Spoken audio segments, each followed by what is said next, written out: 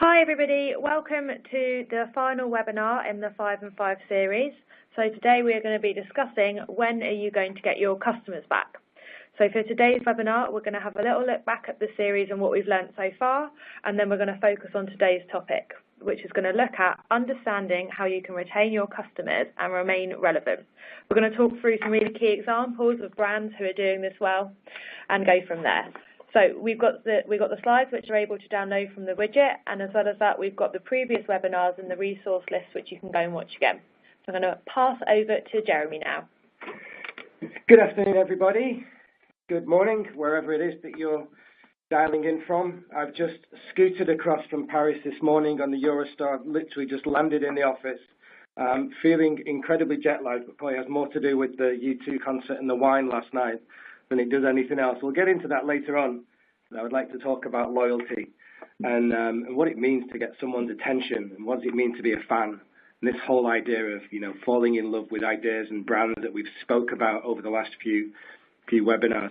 So it's a little bit of an emotional one, actually. It always is, because we started to do a series of these. This is the second series that me and Juliet have been working on, and we're coming to the end of this. So what we're going to try and do is we're going to start just having a recap over the ones that we've done already, and we're going to just try and do that from the perspective of bringing it up to date. There's been some new research that we've seen. Some of it's only a couple of days old.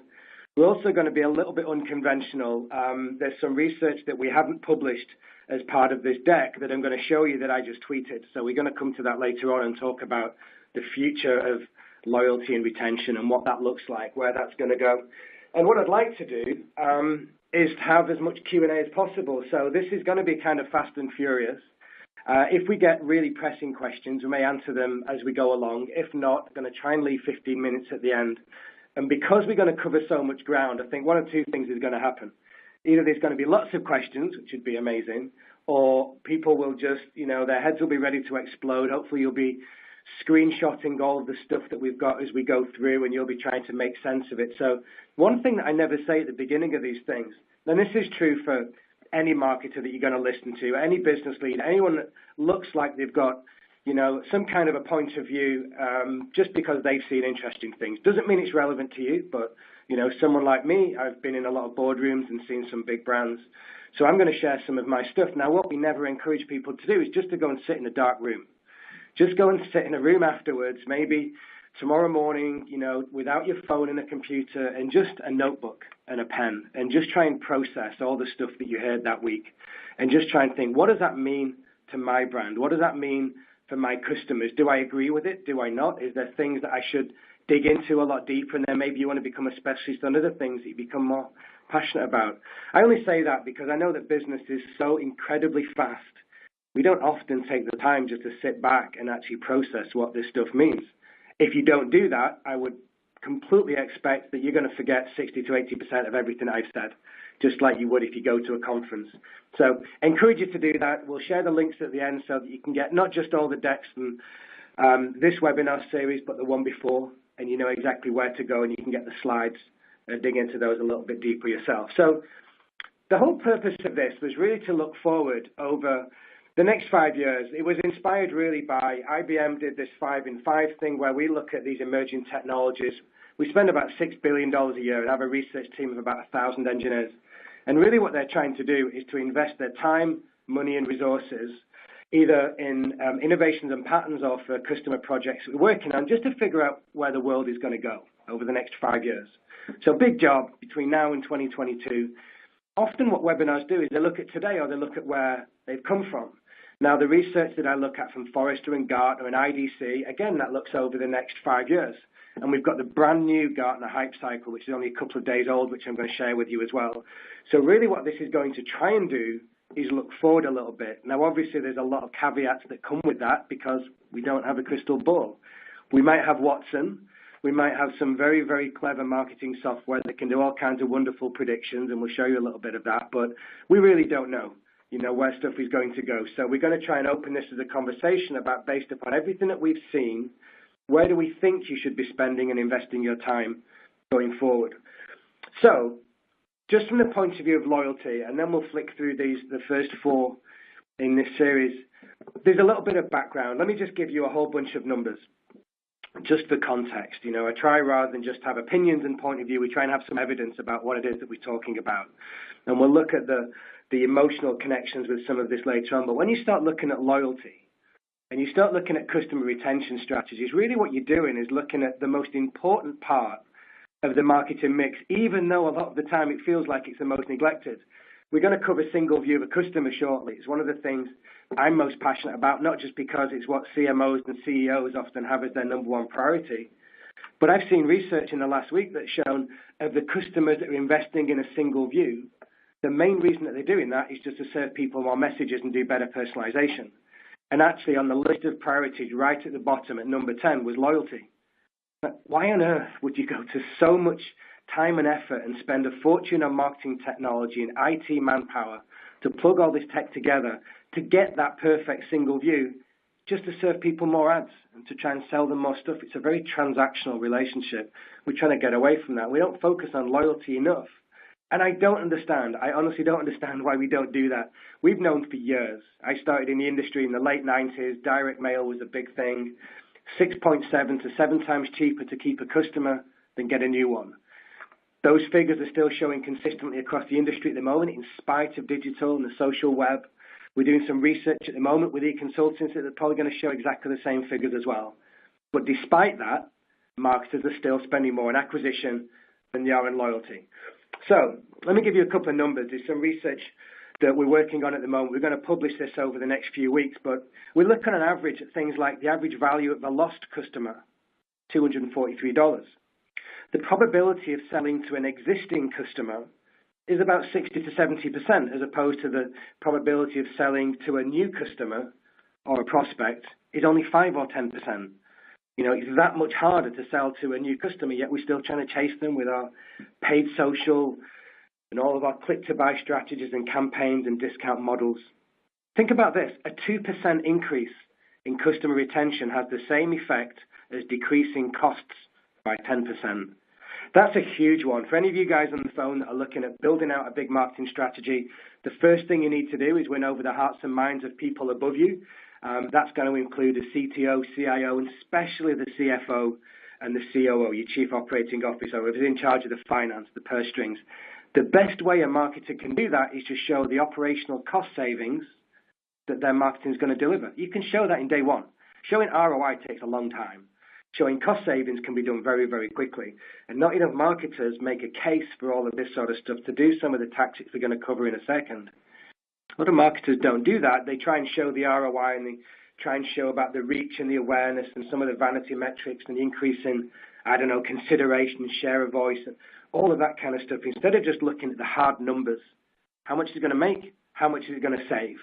How much can this campaign help to decrease costs by doing better customer service or being faster on Twitter for customer service, so within a messaging app, so people don't go and complain, tell 10 of their friends, and then before you know it, there's an exponential thing that's happened as that bad word of mouth has got shared, and then you're dealing with a little mini crisis. So great piece of advice that I would encourage you to look at the cost-saving piece. Existing customers spend 67% on average more than new customers in the B2C space. They spend 2/3 more than new customers. Now, this is the thing that wraps it all up for me, and I think this, as we lead into the first 3 or 4 now, we're going to look at kind of who your audience, your customers, and where have they all gone. This, for me, is a fundamental problem with everything that we're talking about.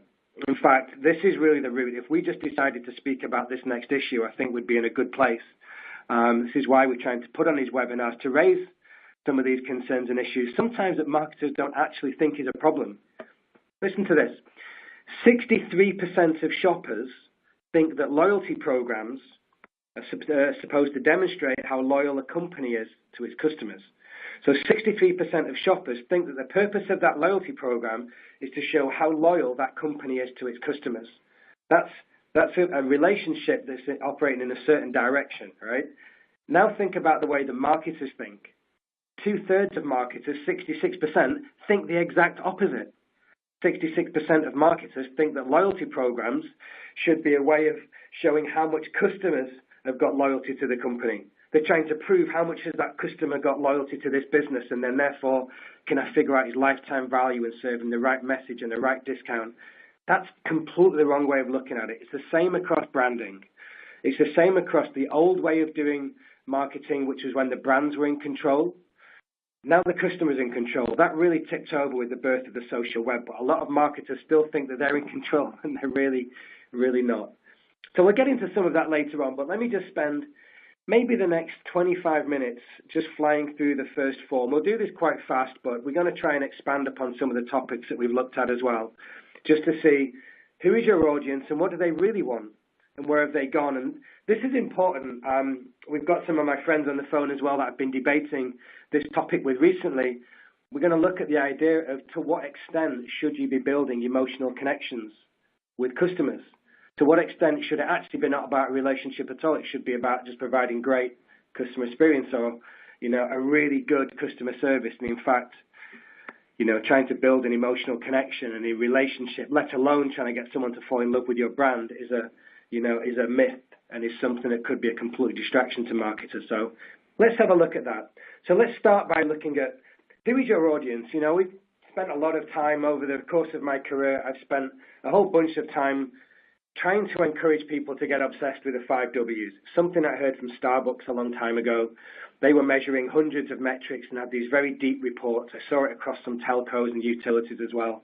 Instead of just measure what matters. Who, what, why, where, and when. Who's your customer?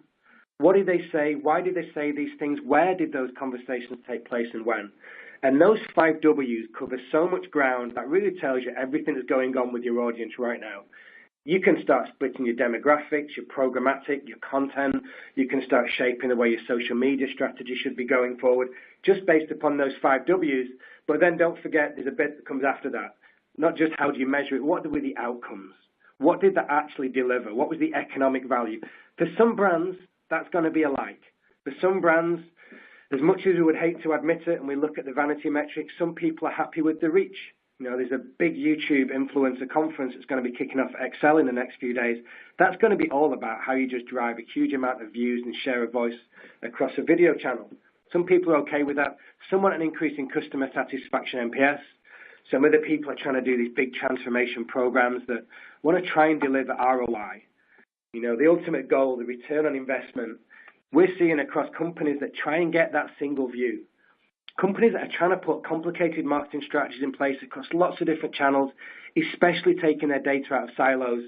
We're seeing that they're often the ones that are struggling the most because they've got to break down those silos to start with, and sometimes that takes 3 to 4 years. And yet you may be dealing with marketers that are only going to be in their job a couple of years. So if you've got a program that's going to take a few years to develop, and it might even take a year or two before it shows ROI, that is not the way that you're going to sell that program in, and you're going to win hearts and minds across the business. You've got to look culturally at different things. And we joked, didn't we? We joked beginning, and we were talking about telling stories. We were talking about how we've got to paint these pictures about our brands and what do we do and why do we do it, all the Simon Sinek start with why stuff. We started to look at how do we tell stories as fast and as compellingly as possible, and to create that emotional connection. I'll never forget when I was first searching for quotes, I stumbled upon this beautiful quote from Alfred Hitchcock. Always make the audience suffer as much as possible. He wanted drama and conflict, and he wanted obstacles to be put in the way of the audience, and that's really what gets people to buy into your story. Aaron Sorkin talks about that way when he's creating his scripts and when he's writing movies and plays. And often the best marketing stories and the best advertising videos, whether you're looking at, the way that Burberry or Red Bull, Coke, Nike, they often bring in elements of conflict and obstacles throughout the course of their story. They're just mini movies. It doesn't matter whether it's an ad, whether it's print, whether it's a 30-second TVC, or it's going to be a 2 or 3 minute YouTube video. It's exactly the same thing. But really the way that I like to look at it is, what exactly does your audience mean, and where is it that they're going? The difference between an audience and a community is someone that's engaged is really just which way the chairs are facing. I like that. CHRISBROGAN's a great guy to follow on Twitter, by the way. He's written a lot of brilliant books. If you want to look at really social media strategy 101, especially if you want to get into blogging, still one of the best channels, not just to promote stuff, but just to help write your thoughts down and make sense of stuff. Blogging's vastly underrated. I love to blog on jeremy.live. I don't blog anywhere near as much as I should. IBM's got a big team that's about to roll out a whole content calendar soon on all this kind of stuff. And a lot of it is all about building communities around common subjects and topics. It's not just broadcasting stuff out. Now, the reason that we wanted to have this conversation was because we were talking about why the world is changing so fast and why it's been disrupted so much. Because as great as those stories are, and even though the way that we tell stories hasn't changed for hundreds of years, and it's not going to change for hundreds of years to come, the way that people interact with those stories is going to change dramatically, and marketers are right on the coalface of that. We're right in the front of it. 30% of web browsing between now and the end of 2019 is going to happen without a screen. I did a LinkedIn post about this. You can go back and look at all the data and the methodology and the credentials for where this came from. It was Gartner's IT marketing predictions. I posted it in December. And it was looking really about these future trends over the next 5 years and where they're going. We're talking about everything from Google Home and Apple Pods to Alexa to different types of voice-activated devices, and really getting to a place where, despite all of the different technologies, and we're going to look at some on a hype cycle shortly, voice is probably the number one technology most likely to disrupt brands over the next 5 years. And I've opened up a few keynotes recently with the statement, and it's a bit provocative, and I like to try and back it up. We talk about big data and statistics and numbers, just to try and make a case that the world's probably going to change more over the next 3 to 5 years than it has over the last 15, maybe even more, looking at the dot-com bubble and that boom, that bust in the 97 to 2000s, when everything completely exploded. We're looking at some more disruptive spaces over the next few years where maybe even interfaces are not going to be needed anymore. People even having conversations about turning off their websites, because if the experience is that beautiful and if it's that seamless, it might be within a voice-activated device, it might be within a messaging app, it could be within your car, it could be with something that's on your wrist. But if that experience is so good and that voice technology is so seamless that it can understand and predict and write message right time just in a different way, it's going to render a lot of things redundant, and websites may be one of them. So we're already seeing people preparing for a world where maybe that's not going to happen. So there's a few slides here that I'm not going to dwell on. The product slide that we dropped in, really just to talk about where the world is going. This is validation that's come over from Gartner. It's looking at emerging technology that are going to unleash the massive change. We have customer experience analytics. We have a whole load of different predictive engines within Watson Marketing, and there's some screenshots here about how we look at customer loyalty and how we're trying to build that very big macro view, just a few things about a lot of people, personification we talked about a lot, right down to the micro. How do I know 4,000, 5,000 things about my customer? Often I'm not going to get to that place until I've given somebody something of value, so they're not going to want to give me their data, but that's really the transition that we've got to take customers on. Customer journeys, even though email is still super powerful, they don't start with email. They start a long time before that when we don't know who they are. So we talked about customer experience analytics, and we looked at campaign management and all the different touch points as you're going to try and traverse up and down the stack, really just trying to understand the impact that the marketing's had on the customer, and that any sales or word of mouth that's come from the customer has actually had on the brand. So if you wanted to go and have a look at this, just to remind you, and obviously this isn't a sales pitch at all, this is a free demo, you can go and play with this. There's a mobile demo, we call it CXA, Customer Experience Analytics. Just go and look at that link at the bottom of your page, ibm.com/WatsonCXA Mobile, and you'll see how you can have all kinds of intelligent marketing interactions powered by Watson. So you've got that cognitive capability of the marketing platform, trying to learn to think and respond like a person, and all the cognitive capabilities that go along with that. Really more of an augmented intelligence than an artificial one. It's really just, I like to look at it like it's an intelligent assistant. So, moving on to the second one, and we're going to fly through these next three quite quick. This is a beautiful shot that we had of the Amazon warehouse when we're saying, what do your customers really want? Not what do they think they want, not what do the marketers sat there thinking, and trying to presume based upon a really small customer segment. Maybe someone's trying to measure, Facebook or Twitter or Snapchat, or they're trying to do some social listening across some blogs and forums. In many cases, that's going to be such a very, very small percentage of your audience. It's really hard to know if that represents the wider base. It's a little bit like Nielsen metrics for TV, who have been under scrutiny for decades, and people still don't really believe in the credibility to a large degree. Now, fair enough, technology is going to help make sense of a very small amount of attributes. If the audience is big enough, you can start looking at where that's going to go. But really, when you're looking at things like Twitter, that might just be 8% of a conversation. Facebook used to be 15% of B2C conversations. Now a lot of that is invisible because it's shifted towards private messaging apps, for example. So just bear in mind, what is the base that you're looking at and where is it that you're getting your insights from? Now, Amazon, that do such a fantastic job of this, don't think rationally at all. And I don't know if you remember, I've only shared this picture twice, but I love this to bits because it looks completely chaotic. It looks like my desk or my bedroom when I was growing up. Nothing had any rhyme or reason why it should have been in that place, but I knew where to go to get it. My mum thought the floor was a complete state. But, you know, Amazon knows that when people buy a certain cereal, they're going to bundle it together with 3 or 4 other seemingly unrelated products. So when the robots are going around automatically picking, what they're actually doing is finding out that, you know, for the Hellmans, they might actually want that bag of M&Ms to go with it. So it's saving all of that operational time, all of those efficiencies that are being delivered across the supply chain. It's, again, something that we work at quite heavily at IBM, you know, Watson supply chain, trying to help optimize some of this stuff. But it's just getting marketers to think in this way as well. Now, one of the ways that we try and do that, especially when we don't know what people are going to do next, because we haven't got maybe their email, their mobile, their device ID, you know, we haven't got any unique identifiers like GPS or anything like that, we might start to look at emotions, and we might start to look at what those drivers are. So this is really the idea of cognitive is a new CRM is a phrase that I like to use, but really all that means is it's not always as important to have everything sat in a database. What's important is what mood is somebody in right now. And how is that mood going to dictate what it is that they might click on, what they might buy, what they might share with their friends. So we have something at IBM called Personality Insights. And really what it's doing is it's the power of Watson, which is our big cloud-based platform that's helping to understand this based upon lots of analysis it's done for lots of other people, just to understand with your customer what mood are they in.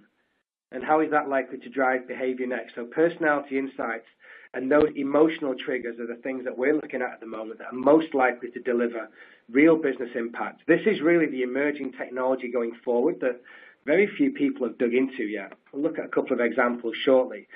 But the only reason that we wanted to mention that was because we've got to tell better stories. We've got to try and understand what our customers want and why they want them. But we need to tell stories that are going to resonate emotionally with our audience, not just these transactional views. And when we come onto my Twitter strategy diagram, I created a little GIF just on the train from Paris on the way over this morning that I'll share with you later on. It was really coming from this point of view of this priority pyramid. Now, if you get the chance, I love this article. This is something that I took from Harvard. This was from August, I think it was last year. It was looking at the 30 things that customers really value. And it's very much, you know, be familiar to those of you looking at the screen. It feels a little bit like Maslow, doesn't it? That hierarchy of needs. We've got those fundamental needs at the bottom, you know, for food and drink and shelter. And then as we start moving up that pyramid, we start looking at things that are a lot more transformative. You know, we're looking at self-transcendence. We're looking at having a bigger purpose, at what you stand for. We're looking at trying to inspire people with what it is that you do beyond those emotions. And the first webinar series that we did was based upon tying this directly back to the priority pyramid. So I encourage you to go and have a look at that. But again, this article really underpins all of this stuff that we're talking about. So you can go and see this for free. Just go and have a look at Harvard Business Review and just go and search the 30 things that people really want. So with that in mind, I thought, well, it'd be important to go back and think from my point of view. I spend a lot of my time speaking to guys like you on the phone, people that are dialing in today, a lot of senior marketers that are really trying to make a difference in their jobs. So I went back and I looked at some of the CMO reports that we've got. Now, we've done several of these reports. We interview tens of thousands of people. And what we've found is that when we look at what marketers want on our side, it's really just a couple of things. We want to grow more profitable revenue. We want to make more money, increase loyalty, reduce churn. We'll get into that shortly, and deal with competition in the marketplace. But the thing that's most important, and this is why we talk about single view, we're going to show a really crazy slide just coming up next. What are the things that CEOs really want? Only one thing. When you want to try and sell in your marketing to whoever it is, the more senior that you get, you're going to end at a point when you're sat in front of the CEO and he's like, look, I just need to understand what my customers are doing all the time across every channel. Juliet told me the other day, we were at this event, we were looking at car brands. It was an automotive brand there. They were claiming that they had 190 stages on their customer journey. incredibly difficult to keep up with the customers when they're crossing 190 different points. And even Google's telling us that at the very least, it's about 5 different channels or devices that customers cross making basic purchasing decisions. Research I showed a couple of weeks ago showed that 98% of customers now swap multiple devices every single day. Now, as people try and build this out and you're trying to put these strategies in place, what you're seeing on the screen is ultimately what you're trying to build. Now, what was the stat that we said at the beginning when I was looking back at the single view of a customer and saying that people that are trying to do this, and in some cases, if you're a big enterprise company, this may cost you tens of millions of dollars. I've seen some very small companies that can put this in actually for something that's very affordable, and you can piece it together with various solutions just to try and get those data sets to piece together. We have something at IBM called UBX, Universal Behavior Exchange. It's really just there to try and piece together lots of different technologies at any scale, whether it's an SME, startup, right the way through to enterprise, just to try and get that single view. But a lot of brands that have got that and are chasing it are still only doing it because they want to sell people more stuff instead of trying to build a more loyal relationship. So there's some links that you can go and see as you go back and look at this webinar going back, and you can see if you're interested in the technology. Obviously, we have a commercial intent as well. We love that you're taking the time to listen to some new research, hear my dulcet tones waffle on for an hour or so of your day about some things that we find interesting. But we have some pretty badass technology. You know, we have what I think is the best marketing technology in the industry. We'd love you to check it out. But that's not the purpose of these webinars. It's to try and inspire you guys and educate you. The thing that gets me out of bed in the morning is trying to help the best marketers in the world to be even better. So we'd love it if you wanted to look at our stuff. At the very least, what you might want to do just to try and get a little bit better at your own jobs, especially to start educating yourselves in other areas, we released these books. If you haven't seen them, highly encourage you to go and check them out. It's called the littlebelibrary.com. We've written them like kids' books, not to try and simplify too much and be patronizing or in any way condescending, but to create these beautiful little books that cover all the big topics and trends that we talk about, just to put it into language that the guy in the street can understand. I like to think of them very much like the way that Brian Cox, the scientist on BBC TV, often talks about very complicated things in very simple language. Then what happened is we get into this really interesting space. We get into this space about why don't customers love brands anymore? Now, I'm not going to tell this story too much. Those of you that came onto the previous webinars will have heard me talk about how I was in a Christian Dior store and there was a guy that was in a pretty bad place and ended up basically dumping his entire wardrobe, buying some new clothes, as if they're this suit of armor that he could put on to deal with all the issues that he had in his life. This was me in that Dior store after that thing happened with Oscar, who's the North American ambassador for Dior. And we had this conversation about why don't people love brands anymore? I had a fantastic debate with my friend Ali on Twitter yesterday about, you know, can you really love a brand or not? Can you really have a purpose? And indeed, should you have a purpose? This whole notion of falling in love with brands, I wrote a post on it on, if you go on jeremy.live, I think it was the last post that I put on a couple of days ago. It's really challenging the notion that actually marketers, myself included, want people to fall in love with a brand. But in actual fact, that's not what customers want. They might want you to fall in love with they might fall in love with a process, or they might fall in love with the idea of just beautiful customer service, or the way that you've given them exactly what they wanted, maybe even shown them something they didn't know they wanted that's added so much value to their life. But the idea of falling in love with a brand, as much as we like to talk about love marks, loyalty beyond reason, maybe that's not quite realistic. Now, I don't really know where I sit on it. I veer towards the I think people can fall in love with a brand if it has the right message. An example of this for me is the tale of Thomas Burberry, the video. If you haven't seen it, it's 3 minutes of the most beautiful branded content I think I've ever seen in my life. If you want to fall in love with a brand, just watch that video. Doesn't matter what your preconceptions are about Burberry. Pretty sure that by the time you get to the end of that video, you'll have goosebumps. You'll be rushing out to buy your Burberry Mac, your trench coat, but you'll certainly think differently about that brand. So just with that in mind, let me just flick through these slides, because we talked about branding and people falling in love with brands, and about how a conversation I had with the CEO of Sky just a year or two ago was saying that people don't want to fall in love with brands. They just want a great experience. And in fact, I'm having a fantastic experience with Sky at the moment. I've just moved into a new house. some of the best customer service I've ever experienced, with push notifications, with NPS surveys, with the engineers giving me the reports to the minute when they're going to come and they're going to manage my expectations all the way through. But what Harvard said a couple of years ago was that the majority of customers don't want a relationship with a brand. This is something that Scott Galloway said just a couple of weeks ago. Scott Galloway, if you don't know him, is one of the best people in the industry, L2 Inc. He's a professor at New York Stern. He's a lot of fun. He's a little bit naughty. He does 3-minute videos on YouTube. This was one of the ones that really struck a chord with me just a couple of days ago, because it's really showing that people aren't searching anymore for brands. What they're searching for is ingredients or benefits. And what we're seeing as a result of this is the percentage of people who used to identify their favorite brand, whether they love them or not, we can argue about later, but that's dropping pretty quickly. The percentage of people that feel like they've got a relationship with a brand, whether we like it or not, across that customer journey, whether it's the 5 channels or devices, whether it's a luxury car that you're trying to buy with 190 different steps, people aren't necessarily falling in love anymore.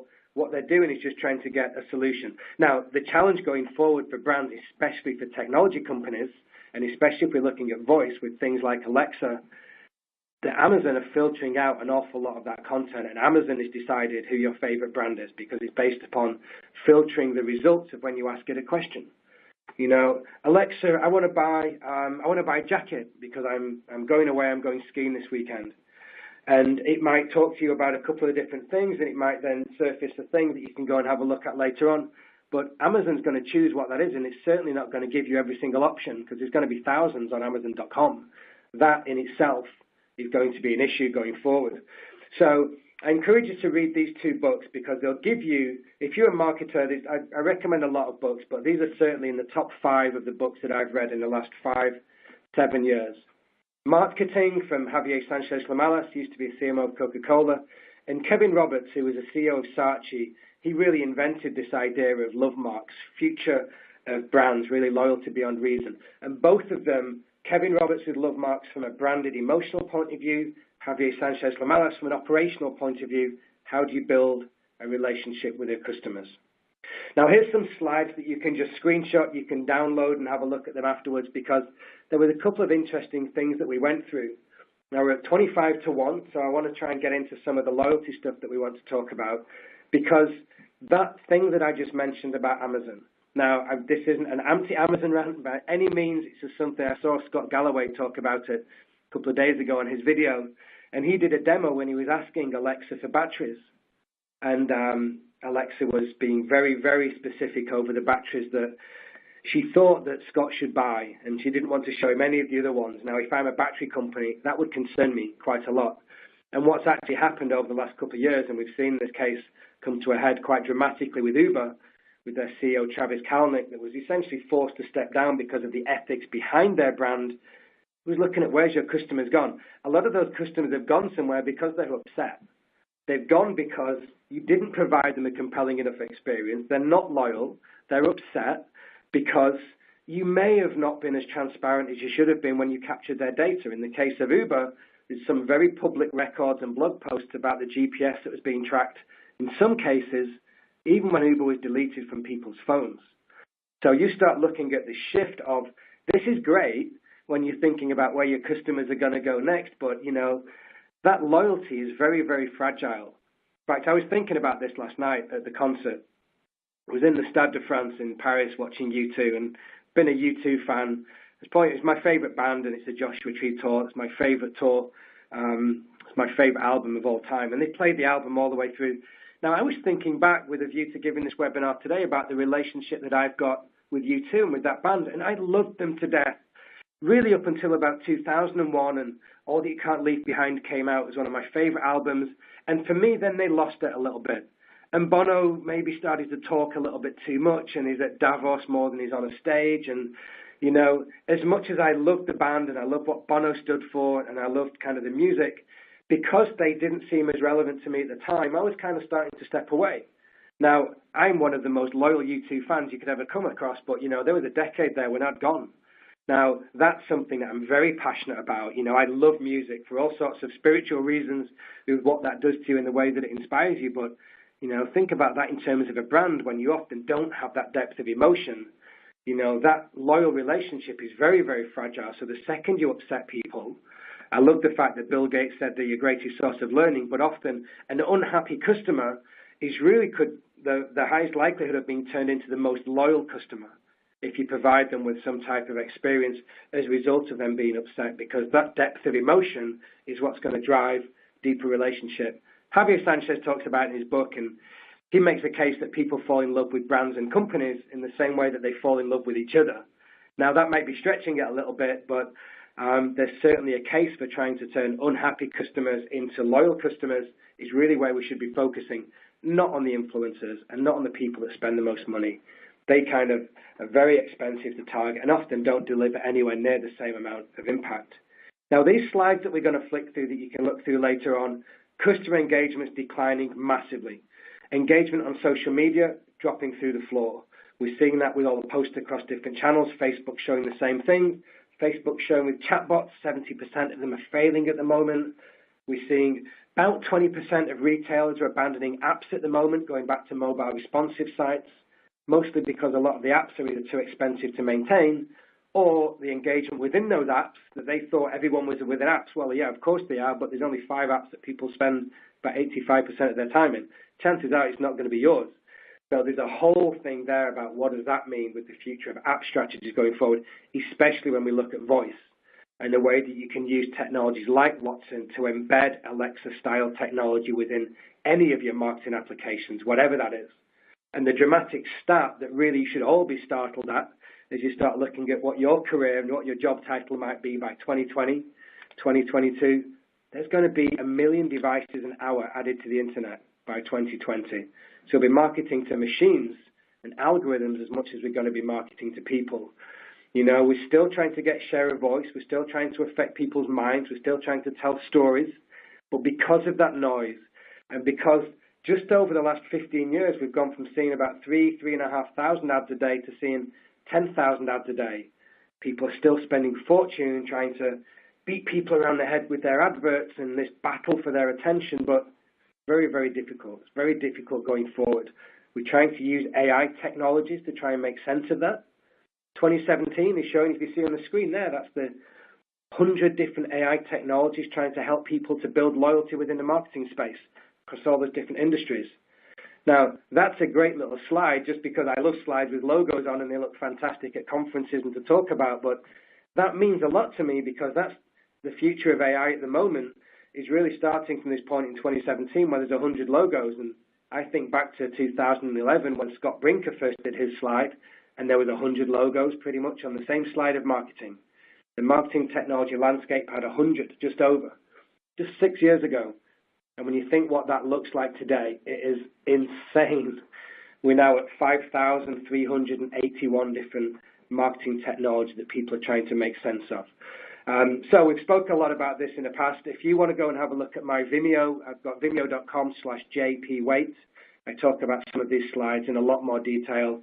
And obviously we have Watson Marketing. The reason that all of these trends kind of make sense to us is because we've tried to structure our marketing technologies of our own in a way that it matches these trends. It isn't just us trying to say, this is what we think you should buy, please go and buy it, here's the 4 bits. It's no. The campaign automation for email is managing those customer journeys. The marketing insights is the predictive piece on the 5 Ws. Personalization that could include voice with those customer experience analytics from anonymous to known, from knowing 5 things to knowing 4,000 things. This is the way that we try and piece our technology together. So this really leads us into the last kind of 12 slides or so, which is really the story that I wanted to tell. And then I'm going to leave you on my big pièce de résistance, which is the loyalty strategy, which is going to be the basis of a very big white paper that we're working on at the moment. And we're going to give you a little bit of heads up on what that looks like. But it's the only slide that you need when you think about loyalty going forward. So I'd like your feedback on that as well. This is the link that I tweeted. Well, I'll discuss it and give it some context in just a second. But it's really because it's leading up to this last piece, the final piece and the most important piece, which is how are we going to get our customers back? You know, whether or not that's, I'm sure Bono was lying asleep at night worrying where I'd gone and why I wasn't buying any of his albums, and he was hoping that I was going to come to the Joshua Tree tour and talk to you guys about how amazing U2 is again, and it was, by the way, an absolutely incredible show. But that relationship, that journey that you have over time when you fall in and out of like or love with a brand, what is it that a brand needs to do to create that emotional connection? Now, there was a shift a few years ago that happened. If you're wondering why there's a lady on the screen that maybe you're not familiar with, she's a fantastic person. She's a beautiful marketer. She's called Beth Comstock. She was the CMO of GE, one of my favorite brands, General Electric. Beautiful stories that date back to the days of Thomas Edison trying to innovate around the light bulb and telegraphs and all that kind of stuff. And Beth Comstock was this CMO, and she was not only just a champion for diversity of women in the boardroom, but she was really heralded as this person that was going to show this tipping point within the marketing industry where the CMOs are going to become the future CEOs. And her dramatic rise, and she's now senior vice chair at GE, she's one of the most senior marketers in the world, with one of the biggest brands in the world. This really back in kind of 2013, 2014, was looking at this space where CMOs are going to be the future. And the reason for that is because unlike maybe a CTO, CIO, CFO, especially when you look at people who understand the data and the technology, marketers are different because they understand people. They understand relationships a lot more. They've got maybe a humanities background, but they can also compare the people and the numbers, the humanity and the technology, that left brain, right brain. Now, something dramatic happened over the last couple of years, and I'm going to tell you why I think that was the case, why this trend has been reversed, and why maybe all the people that were heralding CMOs being the future leaders of businesses not quite being true. Maybe there were marketers getting a little bit too excited about the roles and their positions in the boardrooms. It's not necessarily that the CMO role isn't working, it's just that it's poorly defined. Coca-Cola did a great thing around this, and I want to highlight this article so that you can go and Google it later on. Just search Coca-Cola ditching CMO. Marketing Week did a good piece, so did The Drum. They've split the CMO role now into two, and they're not going to have CMOs anymore. You've got a Chief Innovation Officer and a Chief Growth Officer. Wants to make money, wants to save money, wants to try and drive brand value and the economic value of customers and sales, and one's there really to look at how do we just build cool stuff and how do we innovate going forward. Now, one of the reasons why I think this shift has happened, and this again is something that stopped me in my tracks in this month's Harvard Business Review, the piece that they showed was why CMOs don't last. And they were really talking about the flip side of this. And this is good stuff for you guys just to have up your sleeve.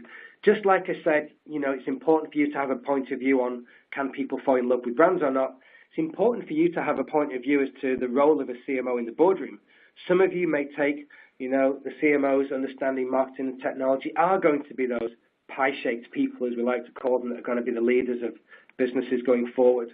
But what Harvard Business Review is talking about at the moment is that the position CMO is in is one of untrust. And in fact, the research was showing that 80% of CEOs don't have faith in their CMOs anymore. Now you compare that, that's only 10%. When you look at the level of trust with CIOs and CFOs, they're very trusted. There's only 10% don't trust them. But 80% of CEOs is now saying, based upon quite a big sample size, that they don't trust or don't have faith in their CMOs.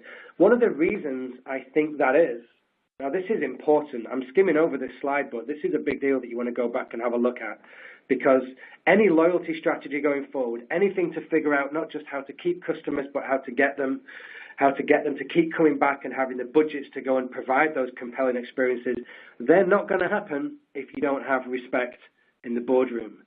So what I think's happened over time is that marketers have got seduced by shiny things. I work for a very beautiful company that has some incredible technology. I talk about Watson a lot. It's industry-leading stuff. It's a couple of years maybe ahead of what other people in the industry have got, and people get so seduced by that often when I share some of the demos, they want to invest in it. But the issue may be that your customer service is terrible, and your sales and marketing data isn't even shared across silos and departments within your own company. And what I think's happened over time is when you look at hype cycles like this, marketers may have invested in the shiny stuff on the far left-hand side, stuff that you hear about on webinars and Fast Company and Wired, and you read about it in research reports about emerging technologies and the trends and the blog posts that you see launched in late December, early January every year. But what happens is a lot of those technologies, because either they don't work, they're not mature, or your other fundamentals aren't in place, they fall off a cliff and they deliver no ROI. What people should be doing is investing in the far right-hand side. Maybe the personalization, the emails, the customer journeys, that's what you should be looking at. Often that doesn't feel sexy, but that's the fundamentals. The most important triangle on this slide for me is the one that's right at the beginning, real-time marketing. That's showing that it's going to mature over 10 years. And the reason that's the most important one is because for maybe the last 7 years, that's really all I've been talking about. And even though it doesn't feel cool because we've been doing it for so long, it is still the most important marketing technology that's going to mature. Of course, we've now got AI coming in that's going to help us manage those journeys because we've got too many customers and too much data across too many channels. So you may need an AI, you may need an augmented intelligence or intelligent assistant like Watson, like the marketing assistant that I demo. You may need that to help you out, and it's true. You get the computing power of something like Watson, and he can process in a second what a human can process in an entire lifetime. So it makes it a lot easier to scale when you're looking at customer journeys. But humans still have to be in control of the message and the data and the emotions that sit behind that, the type of content, and that's still all the data and all the technology side is still going to come back to those 5 W's. Who are your customers? What do they want? Why do they want these things? Where are they talking? And when did they talk about you? That's the kind of stuff that you should be tracking on dashboards. If you want to dig into this in a little bit more detail, this seems like a real patchwork quilt of advice and pointing in lots of directions. I said I wanted to try and give you some advice and some value to go away with and think about. You're definitely going to need that dark room with your notebook and your pen. This is a fantastic piece. I encourage you to tweet him, follow him, but also mention, share his report. Brian Solis is one of the best people in the industry. He's got his head screwed on. He talks a lot about very shiny things, but he talks about it from a very grounded point of view. And his conversation prism that he just released it for free. You can buy the posters and put them up in your office and stuff. You can go on conversationprism.com. He talks about all of the different technologies that are really just there to deliver better conversations in order to try and have that kind of compelling relationship with a customer that hopefully is going to not just help to keep them, it's going to help them to buy more stuff. Now, these next 7 slides I'm going to fly through quite quickly because I want to show you the tweet that we was talking about. And I also want to flick through them quite quickly because if you're interested, you can dwell on them later on as you go back over the deck. But they're from one of our sales decks. But they're from a sales deck with a purpose because it's speaking about our view and the way that we look at things at IBM Watson Marketing, Commerce, and Supply Chain as the trend that we have going forward is going to be around conversational commerce. So if you're interested in looking at this in any depth, we have links to the North Face. I've demoed it in the past. You can go and have a look at it, thenorthface.com/XPS. How do we provide conversations online, whether it's via text, whether it's embedded within a mobile responsive site, whether it's voice-powered within a messaging app. You can harness the power of Watson and all the APIs that are within that platform to provide this kind of technology yourself. It's all powered by voice, but we call it conversational commerce. And we just think that this is one of the most important things going forward when you're trying to look at how do you build out those relationships. So it's important for us because we look at marketers are still doing marketing the way that they have done for a long time, despite the industry changing so dramatically. And we look at some big stats as well. We're looking, for example, that, let me just play this slide here just so that you can see.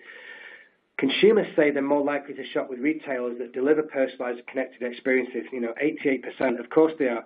The issue becomes on something like this is a lot of those consumers may not want to give you your data, so that personalized experience is not going to come from having all their data or their email or their app or their download. That's going to come from anonymous data. It's why these technologies around voice and personification and personality insights are so important.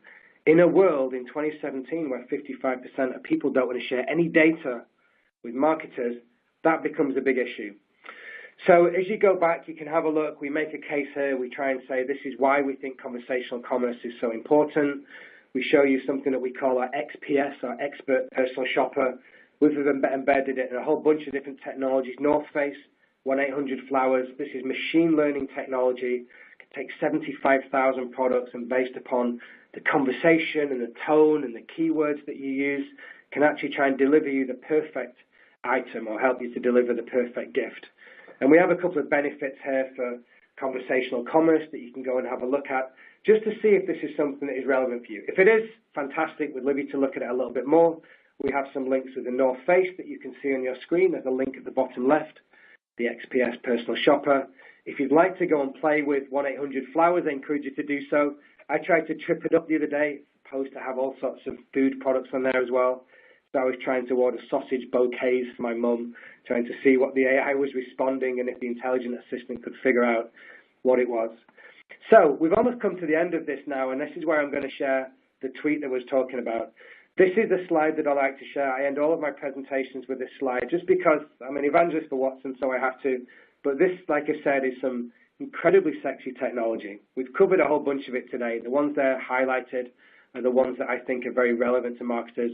But you can go and play with this stuff yourself. It's the thing I love most about IBM. It's very open. We have a lot of open source software. We have a lot of these APIs when you can go and do free demos and your developers can go and mess with it, try and embed it within some of your own stuff. And you find out the links for that on ibm.com/Watson. So if you don't mind, if you've got this set up, if you want to just flick over to Twitter, and let's see if this works. And if not, I hope you guys can bear with me. Because this is a piece of research that we're looking at the moment. And this is the one slide that I think is important that sums up all of this stuff. You could build this into a whiteboard. It could be the back of a napkin. It's really the one slide that really tries to sum up everything that customer loyalty is about. And I'm calling it the customer loyalty matrix. And there's a couple of reasons for this. The reasons were, as I was looking around customer retention, I was thinking that there's only really 6 techniques. There's only 6 techniques really that any marketers would use going forward when you're trying to keep hold of the customers you've got. And the 6 are quite simple. Building relationships, setting reasonable expectations for your customers, delivering the right message, right channel, right time, educating customers about the stuff you've got, seeking that really important the input or the feedback from your customers, and lastly, having that beautiful experience across customer service. And all the brands that I have a great relationship with are all based upon one of those 6 things. And I wanted to try and put them onto a chart, but I wanted to put them on a chart that made sense, that really only looked at the 4 different types of loyalty. And I think there's only 4. There is some research that's been backed up by a whole bunch of people, including Merit's Motivational Solutions, great big research house. They just looked at these 4. You've got true loyalty, cult loyalty, inertial loyalty, and the mercenary loyalty. But basically, it's just the 4 attitudes. It's the 4 mindsets of the customers that are going to stay with you. This is beautiful to dig into when you look at customer segmentation and content. Because if you're starting from the top left, the inertial loyalty, that customer's only there because it's too much trouble to go somewhere else. That could be a utility company, could be a bank, it's too expensive to change. And the goal for that brand is about optimizing those barriers to exit and trying to improve that experience so that it's not just a case of people are just with you because they are forced to be with you. And now as you move across to the right, and you can see the matrix in the middle, we're going from left to right. So on the far left is a passive customer that's not really that engaged to a very active customer on the far right. As we look at the bottom of this chart, it's a very transactional relationship to the top of the chart, which is a very relational relationship. And I bet you could map your customers or your sub-brands or your content on this matrix. It'd be a very useful exercise to do. Because the mercenary type of loyalty is really, I'm loyal because you pay me to be loyal. You give me discounts, and I'm going to hang around until you keep giving me discounts because I'm here for the cost savings. And that is a very transactional way of looking at your customers. As opposed to the true loyalty, which is, this is going beyond the offer. True loyalty is really about how you're trying to optimize the experience, which is where the love marks is coming in, the loyalty beyond reason. And lastly, cult loyalty. This is really where everybody wants to go. This is where we debate whether it's even possible for a brand to go there because the brand reflects my personal identity. This is tribes and communities. And the objective for the brand of whichever customers you're targeting, that's the bit that's in pink. If you have customers that are based around inertia, you want to be seeking feedback and managing expectations. You want to look at that true loyalty. It's about just providing the most beautiful customer experience. The relationships come from the cult loyalty of building those communities. And sometimes that mercenary loyalty of people just having a transactional relationship, that might just mean that you need to educate them a little bit beyond discounts and coupons. And the one thing that wraps around all of that is our only job, is to tell better stories. Right message, right person, right time. We've just got to tell those stories as fast and as compellingly as possible because, friends, marketing is no longer about the stuff you make, it's about the stories that you tell. Thank you very much. I took an extra 7 minutes of your time because we dropped in the customer loyalty matrix. I really hope that was useful. I hope you got something out of it. If we do have any time, we're going to stay on and just answer a couple of them. Yeah, we've got loads of great questions, actually, so we'll try and answer a couple of them, and then if not, I'm sure Jeremy will jump on Twitter to answer a couple more, and if anybody wants to @him directly, I'm sure he'll get back. And we'll be using the hashtag, was it 5 in 5? Hashtag 5 in 5, yeah. Number 5 in 5, and let's have a chat on Twitter as well afterwards if you guys want to continue this. Yeah, but I'll try and answer a couple of them now because we've got some really good ones. Let's go. So, let's look at this one. So CMOs invest a lot in trying to map the customer journey. Are they wasting their time? Is it even possible to map the journey these days? Oh my gosh, that's a great question, but that sounds like, who gave that? Is that an IBMer that's asking me to give you a fantastic pitch? Of course it is. I work for a marketing technology company. Of course it is. I mean, it is, 100%. I don't say that flippantly. It's very difficult. When you look at the marketing technology landscape with over 5,000 logos on it, a lot of those companies are claiming to be able to do that. In my opinion, and this isn't just because I'm biased, but I've worked for 2 of the very big marketing technology companies in the past, there's probably less than 10. In fact, there's only really 4 companies, of which IBM is one, that is able to do this at scale with an enterprise-ready solution that can start incorporating some of these technologies, but there also is a platform that starts looking at security, especially as you're going forward looking at things like GDPR. So it absolutely is possible, depends upon your budget as to who it is that you might want to use. My advice to you would be to think big, start small, and scale fast. Obviously, we'd love you to start with us. We often start conversations with customers with something called campaign automation, which was our old Silverpop email platform, and we built customer journeys off the back of that. We're still finding in the B2B and the B2C space, actually emails, it's marginal, it's getting lower, but email is still the number 1 place that customer journeys start. So yes, absolutely. If you are going to go and buy somebody's technology, make sure that you dig into it very deeply and ask complicated questions, get to see demos, don't ask for proofs of concepts and some smoke and mirrors case studies that may or may not exist. Make sure that it does exactly what it says it's going to do and it's not some custom engineering. But thanks for the question. Great. So I think we've got time for one more. Okay. So we're going to go for, in organisations where data is difficult to obtain, what would you say is the priority when developing a retention strategy? In organisations where data is difficult to obtain, what would you say is a priority when developing a retention strategy? Okay. Without knowing exactly what that industry is, it's kind of difficult to answer, but I'll answer loosely because that feels to me a problem that's really going across every industry, that's really transcending the whole thing because everyone's data is difficult to explain, difficult to attain and to acquire. The trend that Gartner calls personification, about anonymous data. It's about taking those personas when you don't know who your customer is, but you still have to provide the right message, right person, right time. And don't forget, what was that stat that we said before? 55% apparently of consumers are saying that they no longer want to give data to any marketer. So really what that means is you need to start looking at technologies that don't just rely on unique, personally identifiable data. Now, I say this tongue-in-cheek because I work for IBM for a reason, and IBM Watson is doing innovative stuff for a reason because we have spent billions in this space in order to try and build Watson Marketing.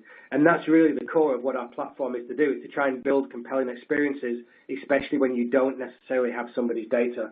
It's very, very hard to do, and it requires some machine learning and an AI to be able to do that. But at a very basic case, just go and have a look at thenorthface.com/XPS. That's really where they started from. People didn't want to give them the data, but they wanted the same experience on a website that they would have when they went in store. So they said, let's just start really small, and let's start trying to provide a really nice experience on a very simple, mobile responsive website. And if people like that experience, then maybe they're going to give us their data. So that's a great thing that I would have a look at. I'd encourage you to go and look at 2 blogs, the Chief Martech blog, chiefmartech.com, and the guy called David Raab is DRAAB on Twitter. Those are probably the 2 best marketing technology blogs in the world, and they talk a lot about this exact subject. Thank you very much, everyone. That was a really good chat. I'm going to bounce over to Twitter. I may just be chatting on my own. If anybody wants to join me, I'd love to continue the conversation. I'll hand back to Juliet. And thanks again for taking the time. Thanks, everybody, for joining us today. And don't worry, this is not the last you'll hear from Jeremy and I. We're actually due to start a new series next month, and we will get you details of that shortly. Thanks. Bye.